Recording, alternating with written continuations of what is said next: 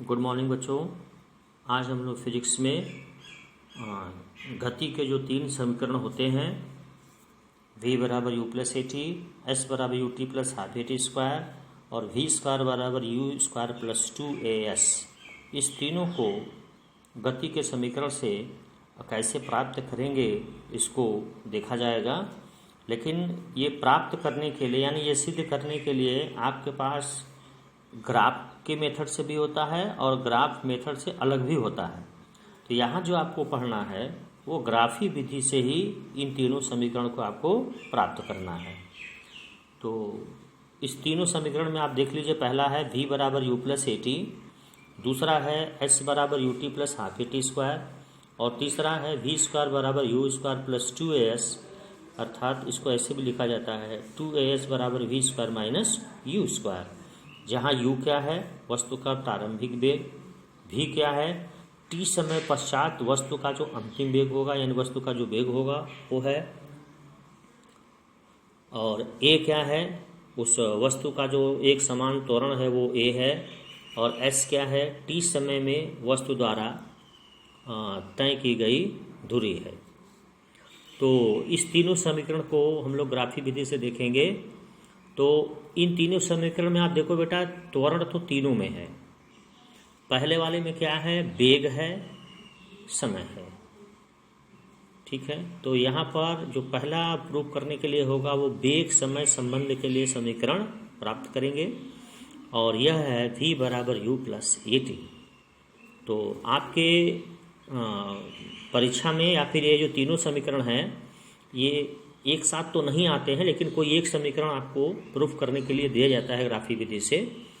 अच्छा, एक बात यहाँ पे बेटा महत्वपूर्ण है कि ये जो मैंने ग्राफ बना रखा है, मतलब जो ये हमने आपको फिगर खींचा हुआ है, यह अगर आपको प्रथम समीकरण पूछता है तब भी इसको बनाना पड़ेगा, द्वितीय पूछता है तब भी इसको बनाना पड़ेगा, और अगर तृतीय समीकरण निकालना है तब भी इसको ही बनाना पड़ेगा। यानी अभी तो फिलहाल एक से ही हम लोग तीनों प्रूफ करेंगे, लेकिन अगर आपके एग्जाम में आता है कोई एक तब भी इसको ही बना करके हम लोग सिद्ध करेंगे।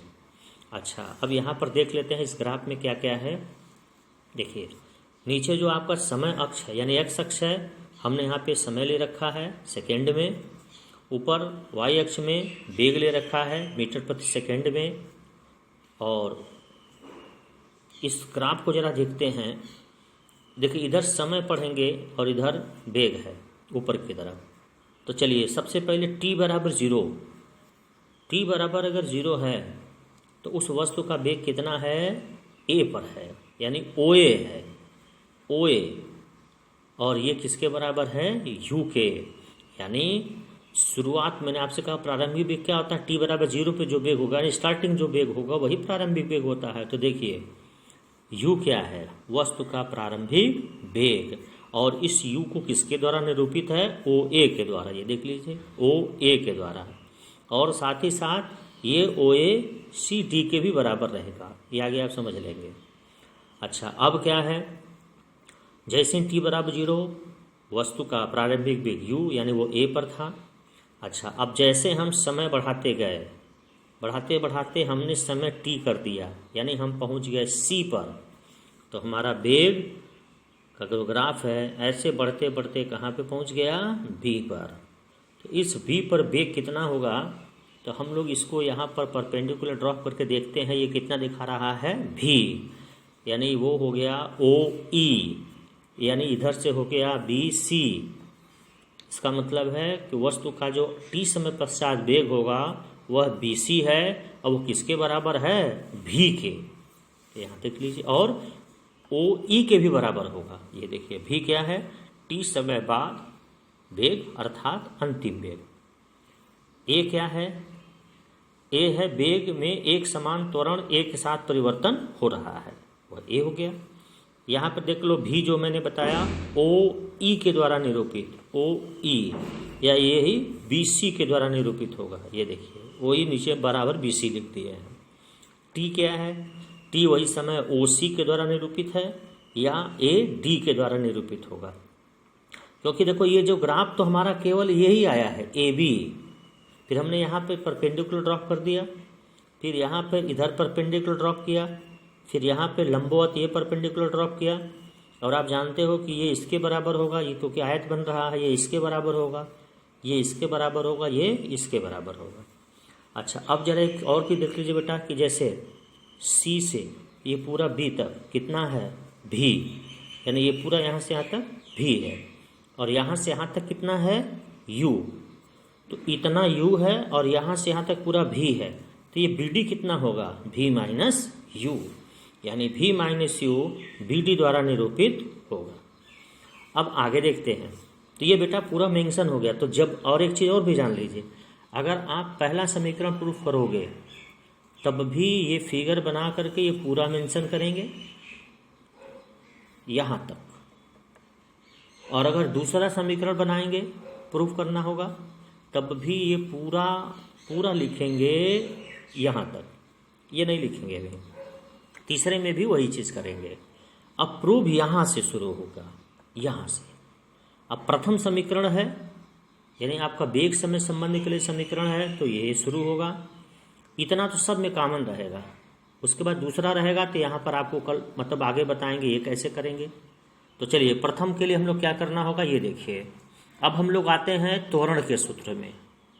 आपको पीछे बताया जा चुका है, त्वरण ए क्या फार्मूला होता है, वेग परिवर्तन बटे समय अंतराल, यानी वेग परिवर्तन बटे लिया गया समय, यानी ए बराबर, चलिए वेग परिवर्तन कितने का है बेटा, पहले u था, बाद में कितना हो गया, v हो गया, यानी वेग में परिवर्तन v माइनस यू, यानी ये bd हुआ, यही ना है, bd बटे लिया गया समय। यहाँ पहले था, पहुँच गया यहाँ, तो यहाँ पर समय यहाँ था और यहाँ पे समय यहाँ पे है, यानी ये आपका OC हो गया या AD हो गया। ये है आपका T, तो BD upon AD, BD upon AD OC के भी बराबर हो गया। अब ये देख लीजिए, जो आपको BD है वह BD V माइनस U के बराबर है, और जो AD है यानी OC वो T के बराबर है। तो A बराबर V minus you upon T। अब इसको बेटा AT बराबर V minus you cross multiplication करती है, और V बराबर U प्लस AT।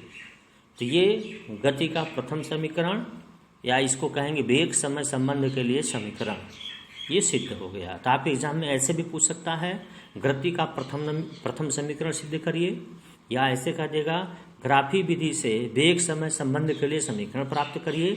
हो सकता है ये न दिया रहे, केवल ऐसे ही दे देगा ग्राफी विधि से वेग समय संबंध के लिए समीकरण प्राप्त करिए, या फिर कहेगा V बराबर U प्लस AT को सिद्ध करिए, या फिर ऐसे कहेगा गति के प्रथम समीकरण को सिद्ध करिए। ठीक है बेटा, हम उम्मीद करते हैं कि आपको समझ में आ गया होगा, और आप कोई दिक्कत हो तो आप हमसे क्वेश्चन पूछ सकते हैं। ठीक है बेटा, बहुत बहुत धन्यवाद। अगर कहीं फोकसिंग में दिक्कत हो रही है तो ये कॉपी मैं पहले भेज देता हूँ, आप पहले एक बार पढ़ लिया करो, तब वीडियो आप देखेंगे। बहुत बहुत धन्यवाद बेटा।